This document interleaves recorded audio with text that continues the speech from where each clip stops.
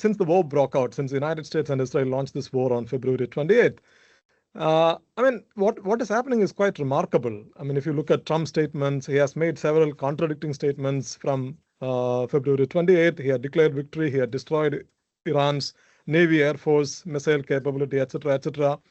He also sought help for reopening Strait of Hormuz, and then he gets angry. He issued an ultimatum. He backed off. So, I mean, it's very interesting when we look at what's happening in the region, especially from here. My simple question is that what is your assessment about the way the conflict is unfolding? Is the United States and Israel, are they losing the war? The United States is not winning the war. The Israelis, however, are probably quite happy regardless. And I think this is important to understand because the objectives of Israel and the United States here are very different. And the costs the Israelis and the United States are willing to pay are very, very different. From the Israeli standpoint, they want this war to continue as long as possible in order to degrade, if not destroy, Iran's industrial base, its economic base, its diplomatic, political, and military base, in order to set it back decades. This would shift the balance of power in the region in Israel's direction, and it would deprive Iran from the ability to challenge Israel's designs for regional hegemony for tens, if not 20, 30 years ahead. That is, in the Israeli mindset, the best you can achieve. The Israelis are not looking for peace. They're not looking for peace with any of their neighbors. They're looking to outgun them and have the essentially in a dominant position to be able to essentially establish that hegemony. They're not looking for anything else. And they don't care if this comes at the expense of regional stability, of global energy markets, the impact it has on Asia and on India, on Bangladesh and Pakistan and Philippines, nor do they even care what cost it inflicts on Trump and his presidency, which is very sensitive to all of these other developments. Trump has a completely different objective, which is he wants to quickly turn this around into something that he can present as a victory and then pull out, probably get some sort of a deal with the Iranians. But he needs to essentially turn the luck around before the economic situation globally becomes so bad that food prices in the US rise and his own base turns against this war. And his own base stops believing him when he says that he's winning. Right now, to be frank, his own base thinks this is going great because they're only watching Fox News. And if you watch Fox News, you would have no idea of what is happening in the real world.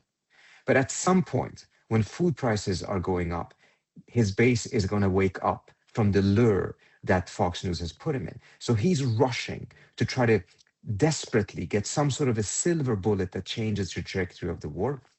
And the Israelis are sabotaging his efforts.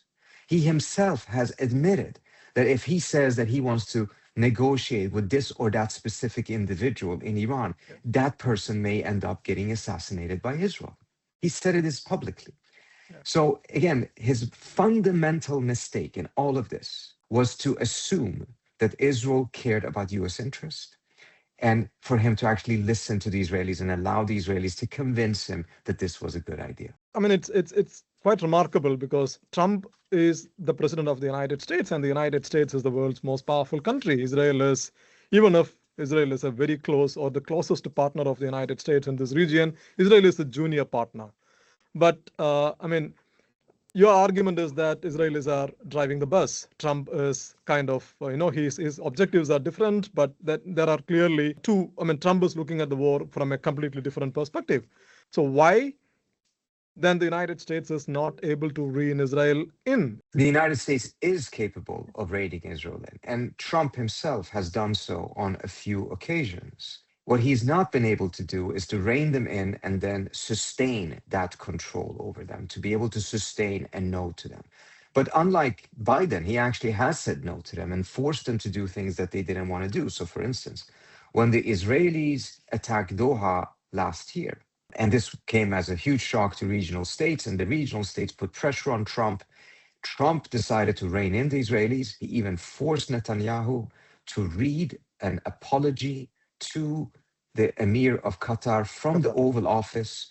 When the Israelis denied that this had happened, the White House released the images that showed Netanyahu reading that apology to the to the Qatari leader. So he has the ability to do so. The question is, why is he not doing it quite yet? And I think part of the reason is he can reign in Israel right now, but he still doesn't have his silver bullet in turning this war around. So I think that he's trying to see how can he use Israel to get that military victory on the battlefield that enables him to say that he's won this war and then rein in the Israelis, not to do so quite yet. And then the question is, of course, at that point, whether he will be able to sustain that pressure on the Israelis. If he had last time, when he stopped them in June 2025, and had sustained that pressure, the United States and Israel would not have been at war right now with Iran. But he let go of that pressure, and the Israelis very cleverly and effectively played Trump's psychology, convincing him that it would be very easy to defeat Iran. The Iranians would either collapse or surrender, and that would be much more glorious than any deal that Trump could strike with the Iranians. And if the Iranians wouldn't cave, just send more military their way, they will eventually cave. And of course, all of that turned out to be completely false. The quick victory the Israelis had promised, that didn't materialize. Today, it's been almost a month since the war began, and Trump seems to have got stuck in Iran.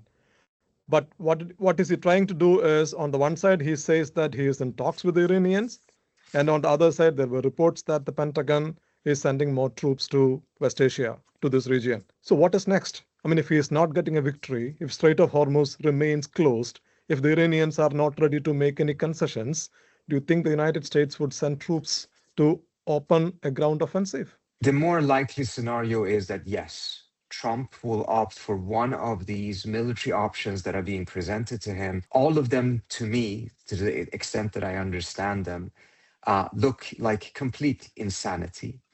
I do not see how it will turn things around. He is really betting that he will have the same type of truly remarkable success that he had in Venezuela, which did carry with it a tremendous amount of luck. We've seen very little luck in this scenario. The Iranians prepared themselves very well between June and February, knowing very well that the United States and Israel very likely were to attack them against. And it appears that the Israelis and the United States actually did not prepare themselves sufficiently well, really overestimated, at least on the American side, what the Iranians would be able to withstand. So I do fear that that is the more likely scenario. Here's where that is really problematic. If he does this, he will truly cross the Rubicon. And at that point, his off-ramps may actually be far fewer and far less attractive than the ones that he currently does have within sight. Because what has not happened yet is that not a large number of Americans have been killed in this war. I think it's about 13 so far. If you were to walk around in any American city right now, you would have no idea that the United States just started a war of choice against a country of 93 million people. The pain is not yet really felt over here. It is felt in Asia. It is felt in a lot of economies throughout the world, but not quite yet here. But if he goes in with ground troops, if he takes one of these islands, which probably will not be that difficult, keeping the island is a completely different story. Because once you are on the island, you're stationary. The Iranians will rain missiles and drones on these forces. There will be a very large number of American casualties. That will dramatically change the atmosphere in the United States, shorten whatever window Trump thinks that he has to turn this around. And it will be much more difficult for him to claim that he has won this war because he took an island at the cost of 500 American deaths.